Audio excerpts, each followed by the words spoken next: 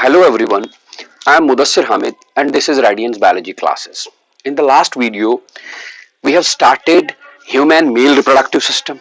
उसमें हमने डिस्कशन किया था about the structure of the testes, the location of the testes in the human body और हमने डिस्कस किया था variations in the positions in the locations of testes in various mammals. हमने देखा था intra-abdominal testes, extra-abdominal testes, partly intra-abdominal testes, etc. etc. आज हम इसी ह्यूमन मेल रिप्रोडक्टिव सिस्टम के कुछ और पार्ट्स के बारे में डिस्कशन करेंगे. राइट, जैसा कि आप डायग्राम में देख सकते हैं, मैंने आज एक और डायग्राम बनाया हुआ है. ये वाला मैंने पिछली बार बताया था. This is the side view, lateral view of the human male reproductive system and this diagram is the front view. Front view वाला डायग्राम मैंने इसलिए बनाया क्योंकि इससे समझने में आप लोगों को आसानी होगी. Let me label its parts. ये रहा स्क्रॉटल सैक, आप देख सकते हैं. हाँ, this is the front view of the human male reproductive system. ये दूसरा स्क्रॉटल सैक, स्क्रॉटम के ही दो सैक्स होते हैं. स्क्रॉटल सैक्स के अंदर आपको टेस्टिस मिलेंगे. This is a testis. इसके बारे में हम डिस्कशन कर चुके हैं. टेस्टिस के पोस्टीरियर पार्ट से अराइज होगा epididymis. Right, this one is the epididymis. हाँ जी, एपिडाइडिमिस. इसके बारे में भी मैंने एक पिछली वीडियो में आपको बताया है. 3 पार्ट्स होते हैं, caput epididymis, corpus epididymis and cauda epididymis. Cauda epididymis वाले पार्ट से अराइज होगा sperm duct which is known as vas deferens. Right, ये वास डिफरेंस एब्डोमिनल कैविटी के अंदर जाएगा और फिर यूरिनरी ब्लेडर के ऊपर से, this is urinary bladder, urinary bladder के ऊपर से कॉइल होके आएगा और ये बाद में जाएगा एक ग्लैंड के थ्रू, ज्वाइन हो जाएगा यूरेथ्रा के साथ. The gland is known as prostate gland. Right, लेकिन यूरेथ्रा के साथ ज्वाइन होने से पहले इसके साथ अटैच हो जाता है seminal vesicle. You can see in the diagram. Right? Let me show you. ये हमारा स्पर्म डक्ट है. स्पर्म डक्ट यूरिनरी ब्लेडर के ऊपर से आया और यहां पर इसके साथ सेमाइनल वेसिकल ज्वाइन हो गया. आगे का जो डक्ट है दिस, जिसको मैंने ग्रीन से शेड मारा, सेम यहां इस वाले साइड में भी ये this duct. Now after the joining of the seminal vesicle, इसी डक्ट को हम अब बोल सकते हैं ejaculatory duct.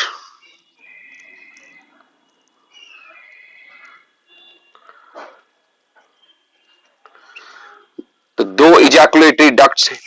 ये ejaculatory ducts ज्वाइन होते हैं यूरेथ्रा के साथ, लेकिन यूरेथ्रा के कौन से पार्ट के साथ ज्वाइन होंगे? मैंने यहां पर ब्लू शेड मारा.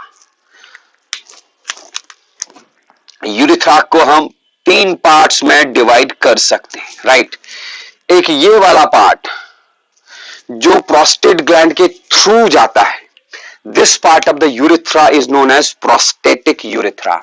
और सेमाइनल वेसिकल्स दोनों प्रोस्टेटिक यूरेथ्रा के साथ ही ज्वाइन होते हैं. उसके बाद यूरेथ्रा का अगला हिस्सा, अगला पार्ट, ये जिसको मैंने रेड से शेड किया, this part is known as membranous urethra. Membranous urethra के साथ 2 छोटे ग्लैंड्स अटैच होते हैं. These glands are known as Cowper's glands. Right, मैं नाम लिख रहा हूं यहां पे. This is a Cowper's gland.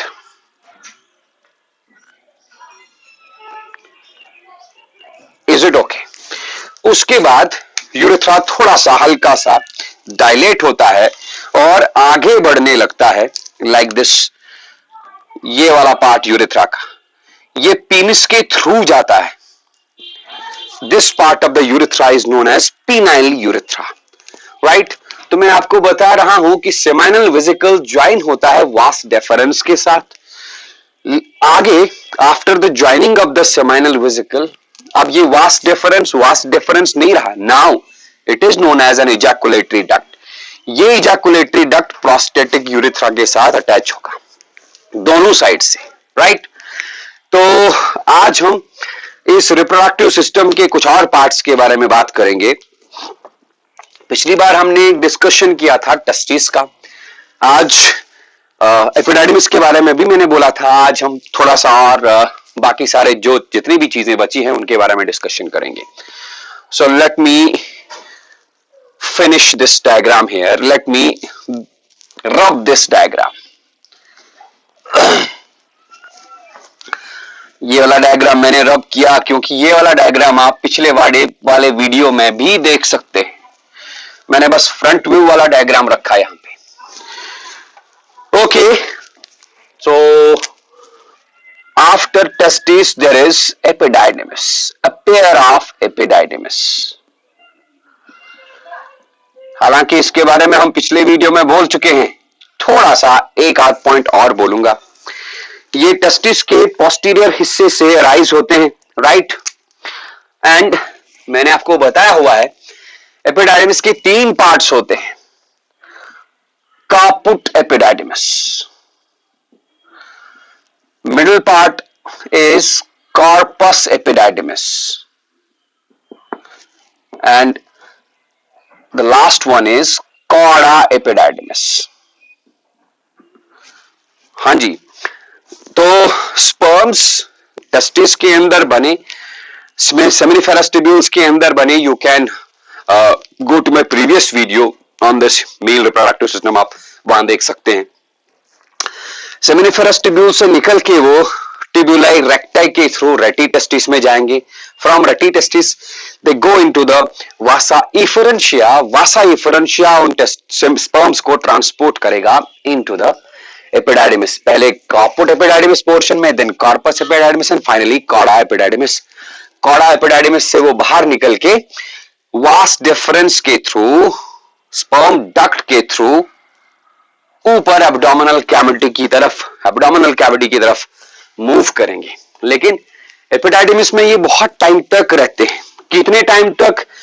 These sperms can remain temporarily stored in the epididymis for a period of about 1 month.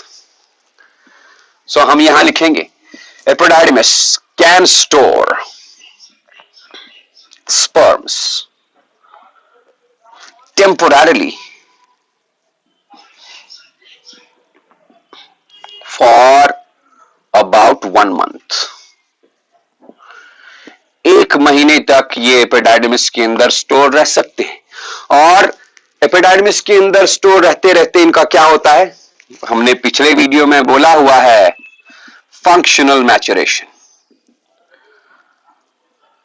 Right.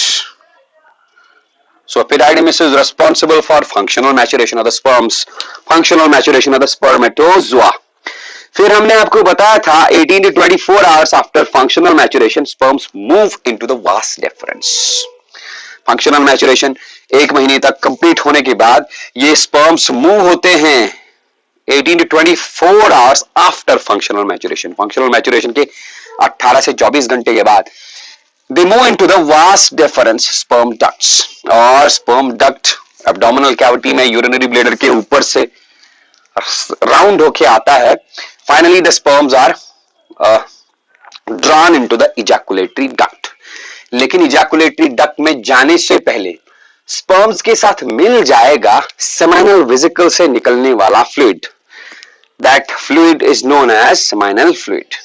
इसकी बात हम करेंगे, right? तो let me tell you about seminal vesicles.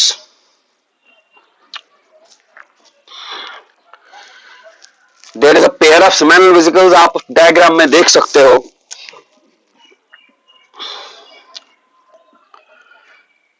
A pair of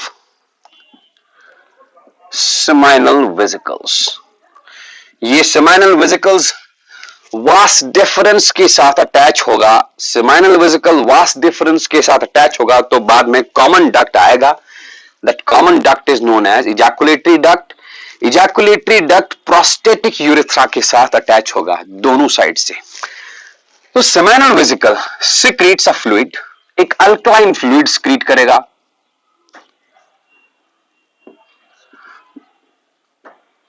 That alkaline fluid is having a pH of about 7.3, slightly alkaline fluid, right? इस alkaline fluid को हम seminal fluid बोलेंगे, seminal fluid.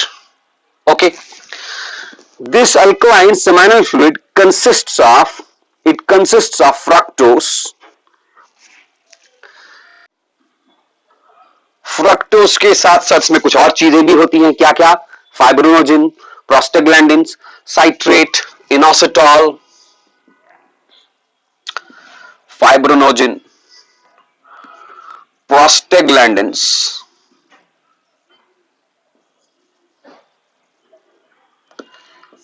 Inositol,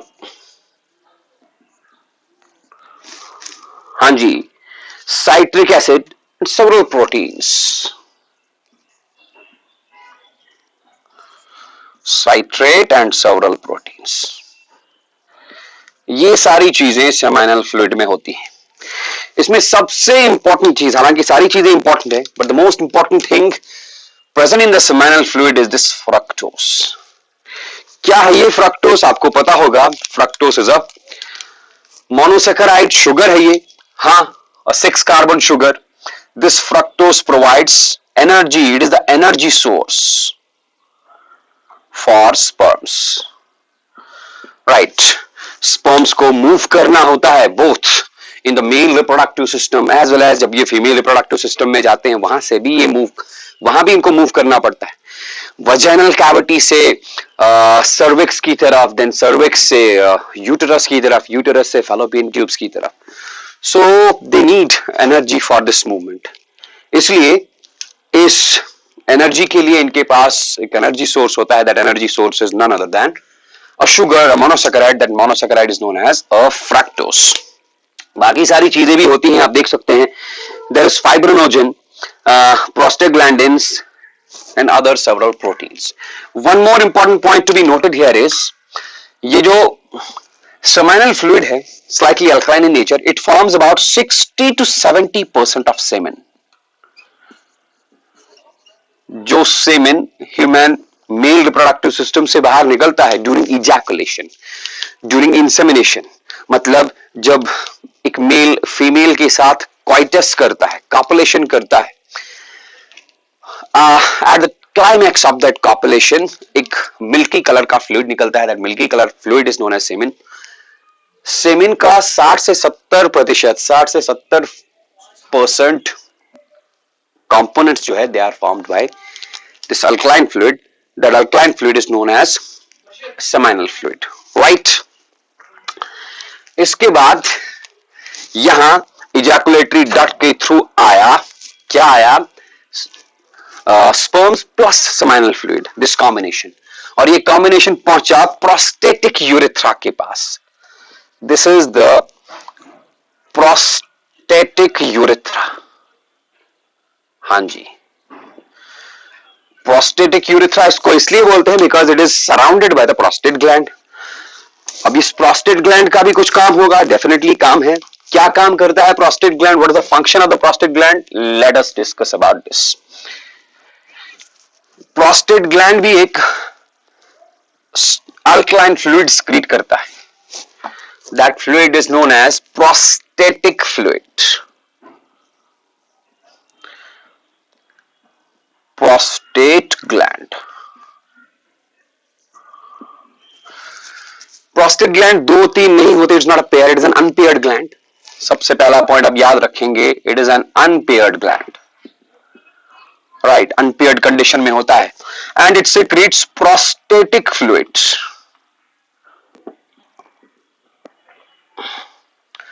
Prostatic fluid again, it is a slightly alkaline fluid. मतलब pH 7 से ज्यादा ही होगा, 7 से ज्यादा ही होगा, and this prostatic fluid forms about 30% of the semen. मतलब सेमेन अभी तक पूरा बना नहीं है. Semen is formed by sperms plus the secretion of seminal vesicles plus the secretion of prostatic glands. 30%, about 30% of the semen is contributed by prostatic fluid. This prostatic fluid contains, क्या क्या होता है इसमें? It consists of again citric acid plus इसमें भी prostaglandins होते हैं.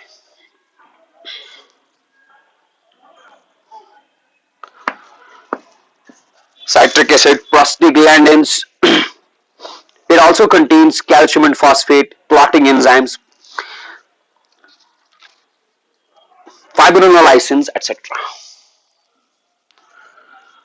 Calcium and phosphates, clotting enzymes,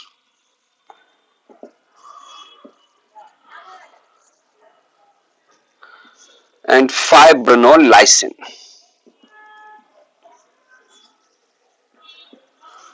Okay. Prostaglandins आपने देखा सेमिनल फ्लूइड में भी होते हैं, यहां भी होते हैं. What is the function of these prostaglandins? जब ये सेमिन इजैकुलेशन के दौरान, जब ये सेमिन कॉपुलेशन के क्लाइमैक्स पे में फीमेल रिप्रोडक्टिव सिस्टम में जाएगा, तो ये प्रोस्टाग्लैंडिन्स फीमेल रिप्रोडक्टिव सिस्टम की लाइनिंग को, मस्कुलर लाइनिंग को, यूट्रस लाइनिंग को कॉन्ट्रैक्ट और रिलैक्स कराते हैं.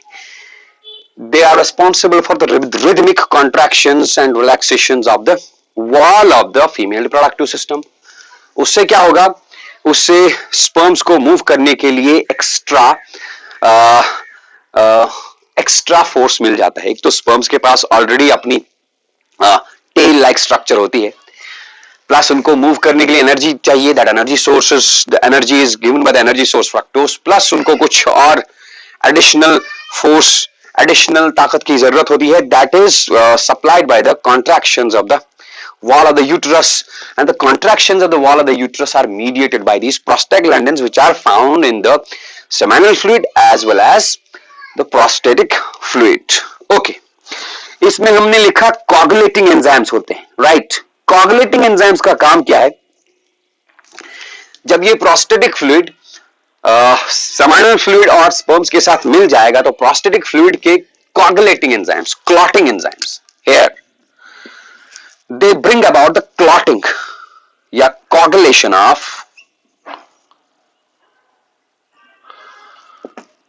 semen. semen को coagulate करते हैं, मतलब थोड़ा सा solid टाइप का बनाते हैं, हल्का सा जली टाइप का. Why? क्योंकि semen के अंदर अभी sperms हैं, बहुत सारे sperms. अगर ये coagulate नहीं हुआ तो sperms हमेशा रहेंगे in a state of motion, और मूवमेंट करते करते जो फ्रक्टोज एनर्जी सोर्स है, energy source will be depleted. बाद में जब उनको फीमेल रिप्रोडक्टिव सिस्टम में जाना होगा, वहां पर मूवमेंट करने के लिए उनके पास एनर्जी सोर्स नहीं रहेगा. दैट इज व्हाई कुछ टाइम के लिए स्पर्म्स, कुछ टाइम के लिए सेमिन कोगुलेटेड मैनर में रहता है, and coagulation of the semen is brought about by these clotting enzyme. What is the function of this coagulation of the semen? It restricts the movement of sperms. sperms को ज्यादा move नहीं होने देता. क्यों? to conserve energy, to conserve energy, right? तो ये थी कहानी प्रोस्टेट ग्लैंड की. हाँ, मैंने कहा कुछ टाइम तक सेमिन कोगुलेटेड मैनर में रहता है. बाद में जब सेमिन को अनकोगुलेटेड मैनर में आना होता है, बाद में जब सेमिन को वापस फ्री सॉल्यूशन में आना होता है, तब काम करेंगे फाइब्रिनोलाइसिन्स. These fibrinolysins are responsible for conversion of semen into the liquid state. Fibrinolysins are responsible for liquefaction of semen. Again, right? तो क्या देखा हमने? स्पर्म्स आए यहां से टेस्टिस से, टेस्टिस के बाद सेमिनिफेरस ट्यूब्यूल्स के बाद ट्यूबुलर रेक्टाई ज्वाइन होके रेटी टेस्टिस बनाएंगे, तो स्पर्म्स मूव इनटू द रेटी टेस्टिस। रेटी टेस्टिस के बाद वासा इफरेंशिया, वासा इफरेंशिया के बाद एपिडाइडिमिस, एपिडाइडिमिस के बाद vas deferens, then ejaculatory duct. Ejaculatory duct के अंदर जो होगा वो खाली स्पर्म्स नहीं होंगे, they will be the sperms plus seminal fluid. और प्रोस्टेटिक यूरेथ्रा में प्रोस्टेटिक फ्लूइड भी जमा हो जाएगा। Now a combination is formed, that combination is consisting of what? Sperms plus the secretions of accessory glands like seminal vesicle, prostate gland, थोड़ा सा secretion epididymis का भी होता है, तो epididymal secretions plus seminal vesicle secretions plus prostatic secretions plus sperms, all this constitutes the white milky color fluid. That white milky color fluid is known as semen. वही semen अब prostatic urethra से निकल के membranosus urethra में पहुंच जाएगा, right. और membranosus urethra के थ्रू, पीनाइल यूरेथ्रा के थ्रू बाहर निकलेगा at the time of ejaculation, at the time of insemination, right. हाँ जी, आप डायग्राम में देख सकते हैं, यहां पर हमने दो और छोटे ग्लैंड्स लिखे हैं, these are Cowper's glands. What is their function? Cowper's glands, Cowper's glands attach रहते हैं यूरेथ्रा के साथ ही, लेकिन यूरेथ्रा के कौन से पार्ट के साथ? प्रोस्टेटिक यूरेथ्रा के बाद जो हिस्सा है, ये वाला हिस्सा, it is known as membranous urethra. This part, this is membranous urethra, right. And Cowper's glands remain attached to this membranous urethra, right here, Cowper's glands. इनका एक और नाम भी है, they are also known as bulbourethral glands.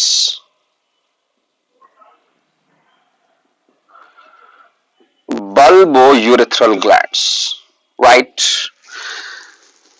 They secrete a transparent, slightly alkaline fluid. Transparent, slightly alkaline fluid, slightly alkaline, approximately उसका pH 7.2 होता है। इस फ्लूइड का काम क्या है? आप देखिए डायग्राम में, यूरेथ्रा है, prostatic urethra, membranous urethra, penile urethra. ये यूरेथ्रा ओरिजिनेट कहां से होता है? शाबाश, this urethra originates from urinary bladder, right. तो इस यूरिनरी ब्लेडर से जो यूरिन निकला वो इसी यूरेथ्रा के थ्रू पास होगा, ठीक।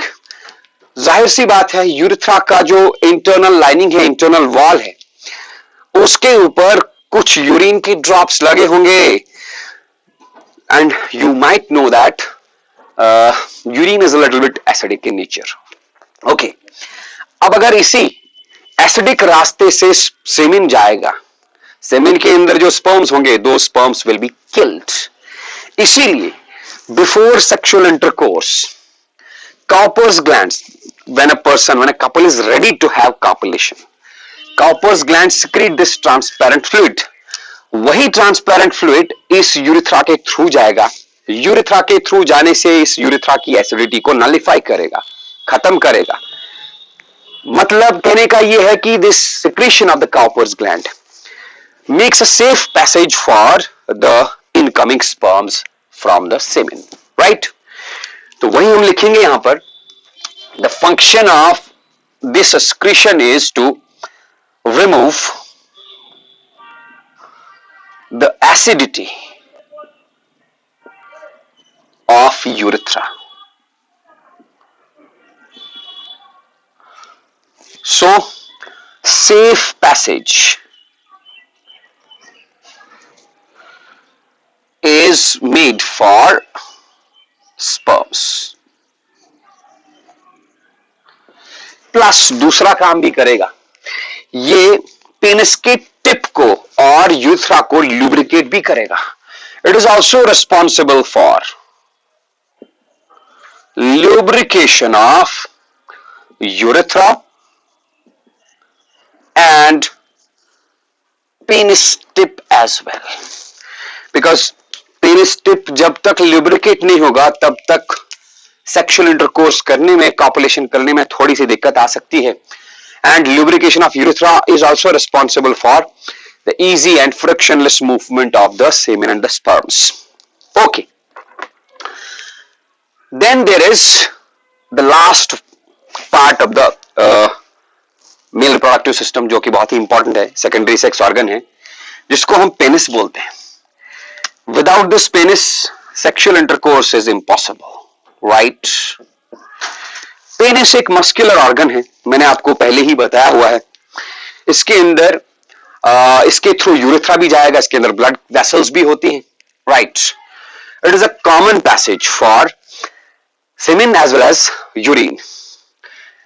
इस पेनिस के मस्कुलर टिश्यू में दो इरेक्टाइल सब्सटेंसेस, दो इरेक्टाइल टिश्यूज होते हैं. पेनिस में two types of erectile tissues होते हैं. फॉर एग्जाम्पल, अगर मैं हल्का सा यहां ड्राइंग बनाऊं, let this is the penis.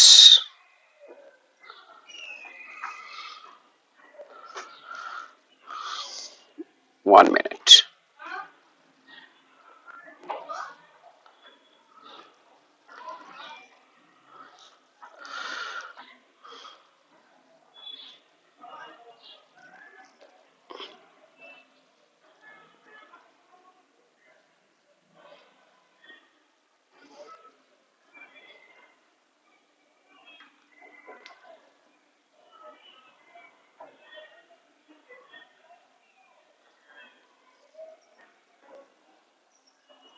Late, यहां पर अगर हम इसका ट्रांसवर्स सेक्शन काटेंगे like this, let this is the transverse section.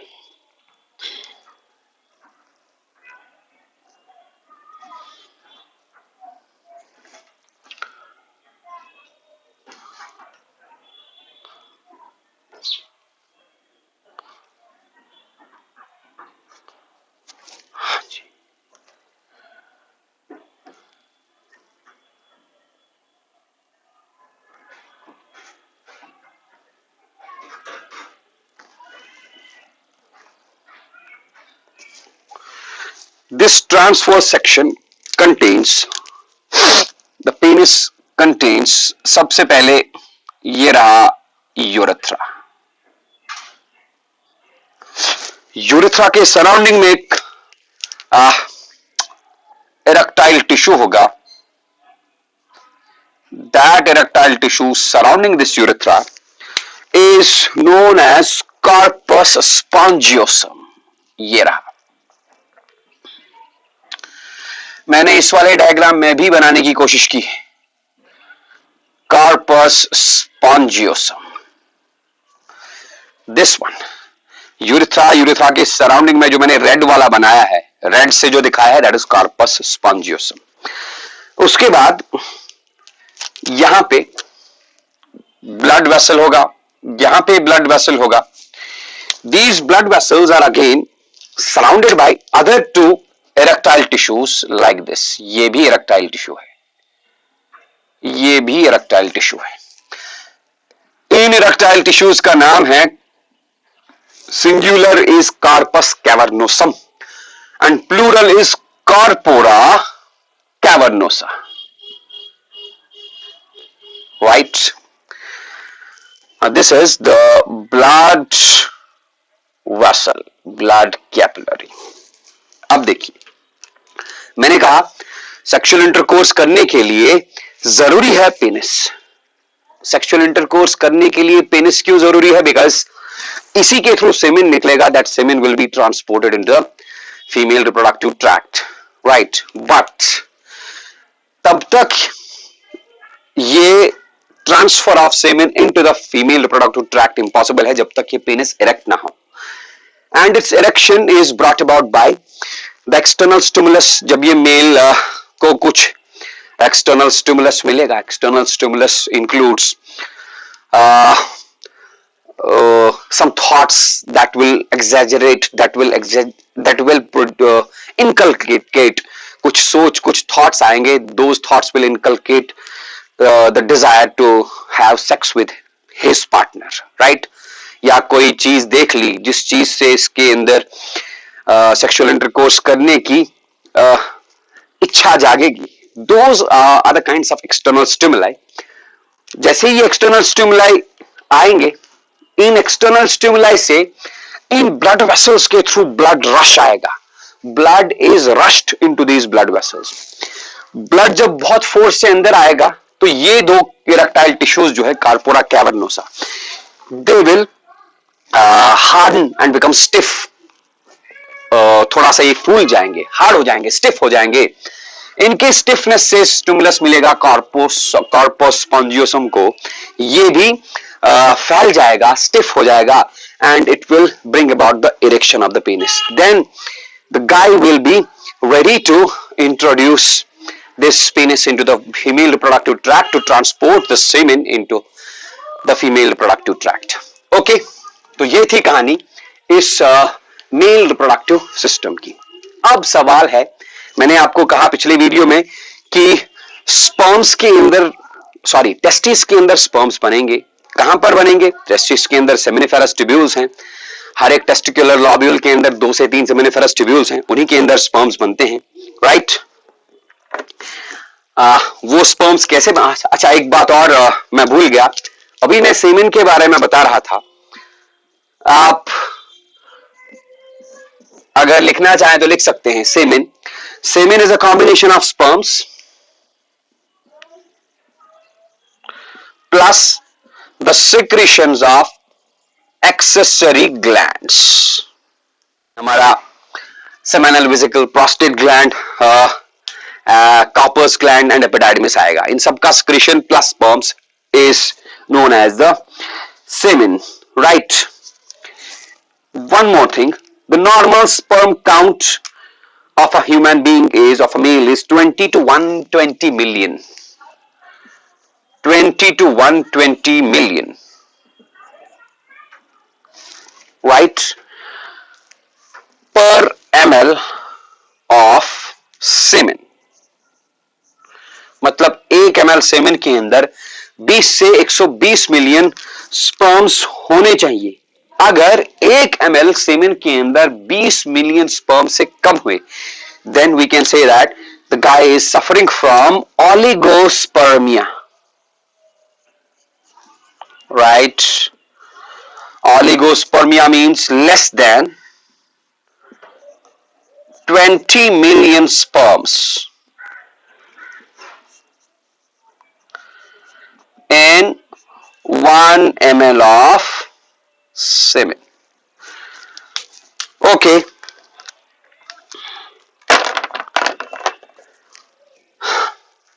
तो where are these sperms produced? अभी मैं बता रहा था स्पर्म्स बनते हैं टेस्टिस के अंदर. टेस्टिस के अंदर कहां पर? सेमिनिफेरस ट्यूब्यूल्स के अंदर. तो let us discuss a little bit about the structure of these seminiferous tubules.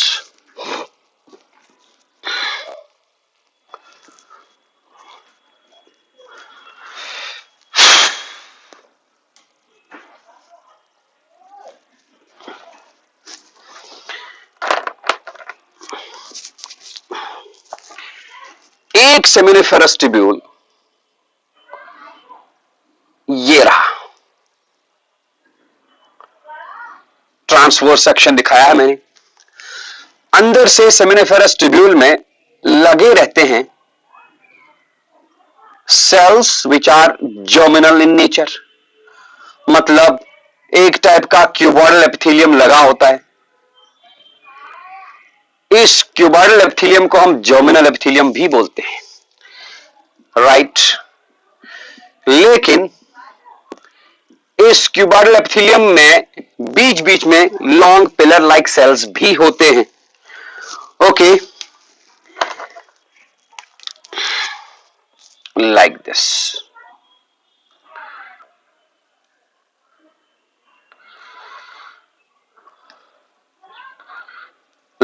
long pillar like cell.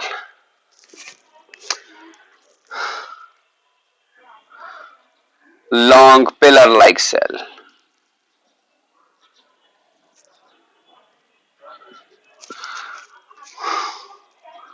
Long pillar like cell.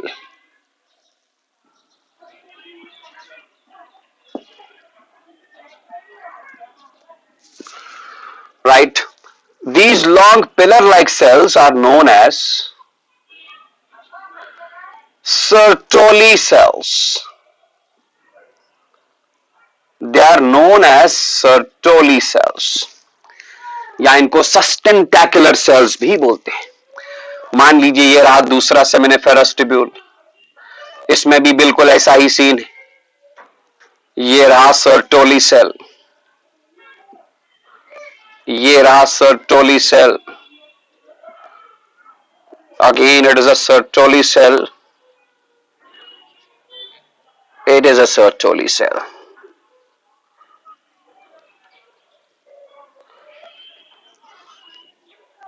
Okay और यहां से ये लगे हैं germ sales.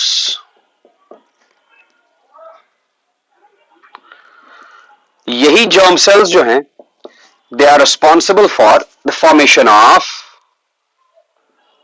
Spermatozoa.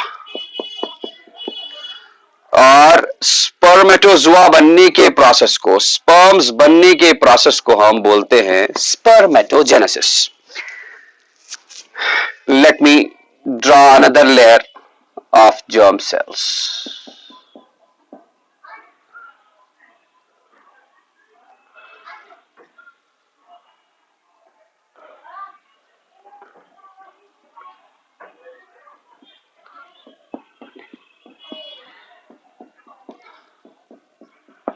Okay, here another layer of germ cells.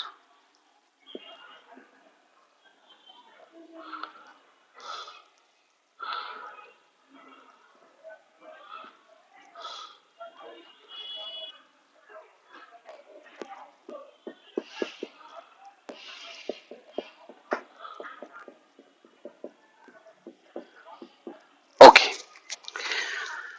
so these are germ cells.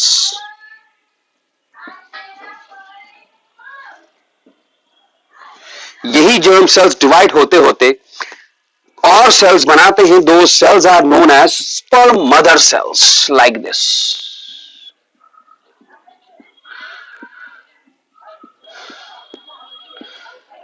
These sperm mother cells are also known as spermatogonia.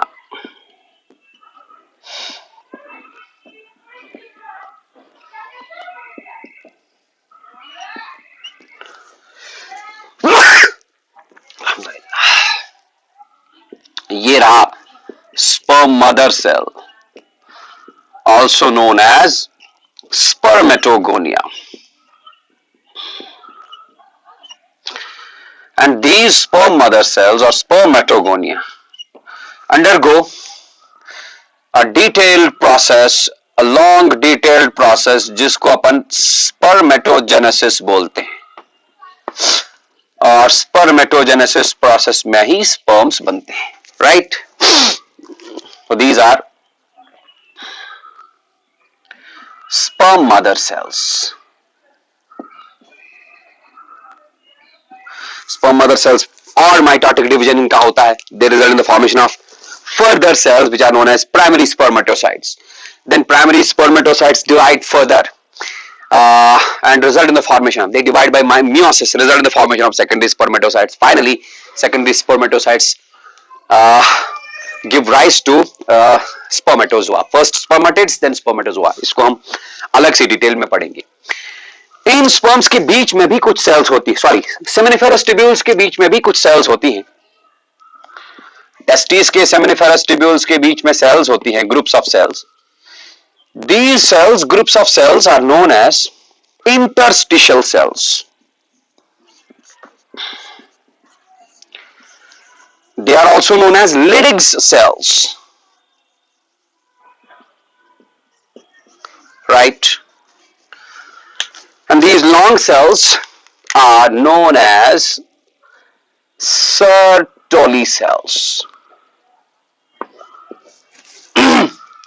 So germ cells are responsible for the for the formation of sperms,